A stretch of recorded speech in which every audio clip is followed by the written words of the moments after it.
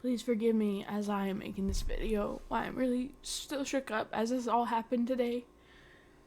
A lot happened today. A lot happened today with my mom. And moving forward, I can't have her in my life. For my sake, for my daughter's sake. She's not a safe person. I don't want to rehash everything because I want to stay reasonably calm for this video. But my whole life, my mom has done a lot. And I've had to protect her from a lot. And then be her therapist for all the lot. But then also be her punching bag for a lot. And today was the breaking point. Especially, today was my weekend with my daughter. And it all happened in front of my daughter. And as y'all know, I have complex post-traumatic stress disorder. New medication's working wonderful for it. I start my first therapy session for it next week. My mom is one of those people that pushes and pushes and pushes until she pushes you over the edge and you blow up. There's a lot of reactive abuse, but this time she tried to pull out her phone and film me. Amongst other things.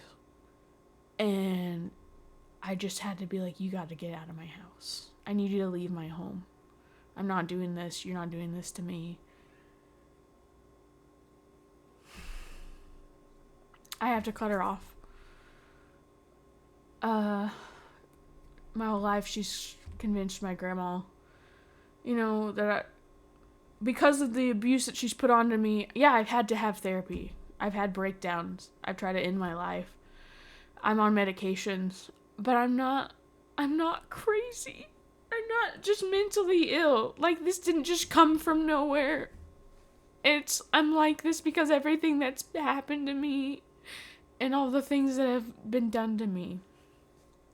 But my grandma, I guess, doesn't want anything to do with me anymore from how I took today's conversation.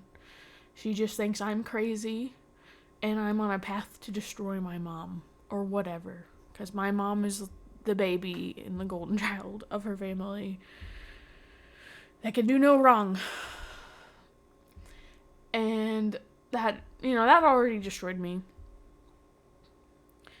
And, like, my car's in my mom's name because she got it for me when I was a teenager.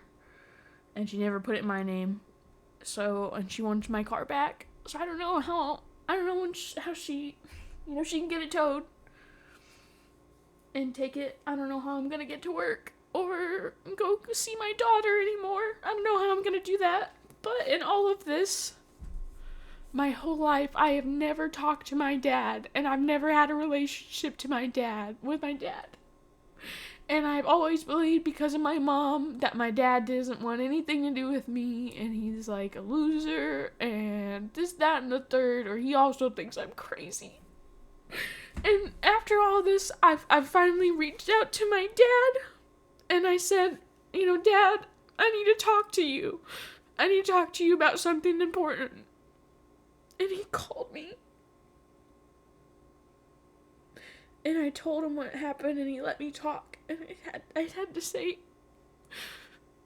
please don't think I'm crazy. Please just believe me. I know you've always loved my mom, and you don't want anything to do with me. But my mom is crazy. She's sick. I don't know how to help her, but I don't know how to get out of this. I don't know how to help me. And my grandma doesn't want anything to do with me. I don't have anyone. I just need you. I need my dad. I need someone to believe me. And my dad, I'm telling you guys, I don't know anything about him. I've never really got to see him. My mom's always led me to believe that he was just some loser guy, or like he didn't want anything to do with me.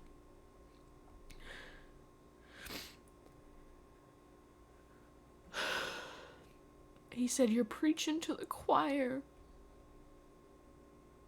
And he told me about all the stuff that he went through when he was with my mom. He said he has had knives pulled on him. He's had vegetable cans thrown at his head. And that he all sorts of crazy shit happened to him, and there's like a scar above his eyebrow or something. I don't remember. I didn't know where it was from, but I guess it's from her. And he's like, I know how crazy your mom is. Why do you think I've never been able to see you?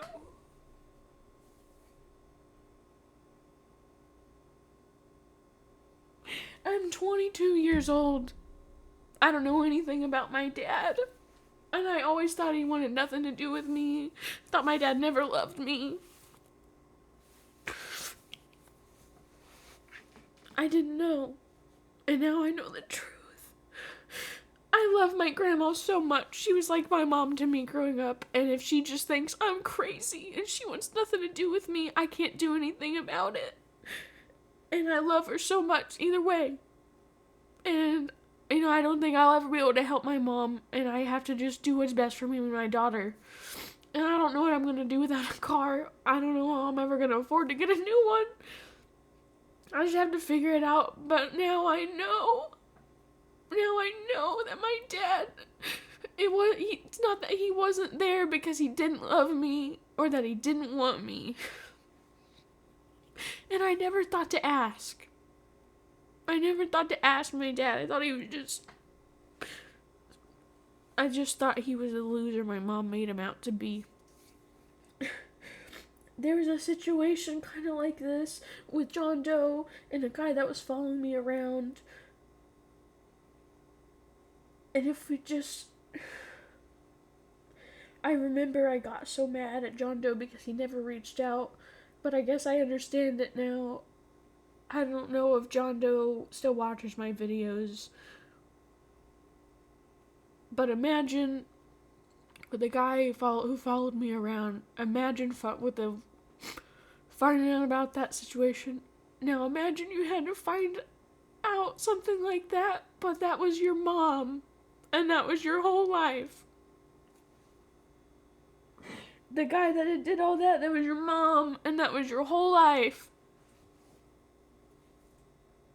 And you're 22 years old now, and you know nothing about your dad, and that's 22 years lost. That's your entire childhood gone. And for what? I guess I lost my mom and my grandma today. But at least I gained my dad. He's in a different state, and I can't just go see him. I guess I won't have a car soon anymore to just go see him either way. But at least I know the truth now. Today, it's been such a fucked up day. I don't have anywhere to talk about this except here. I had my ex-fiance come get my daughter, come get her and take her home early, because I did not feel like she was safe here after I had to get my mom out of my house. Today has been so fucked up. But at least now I know the truth.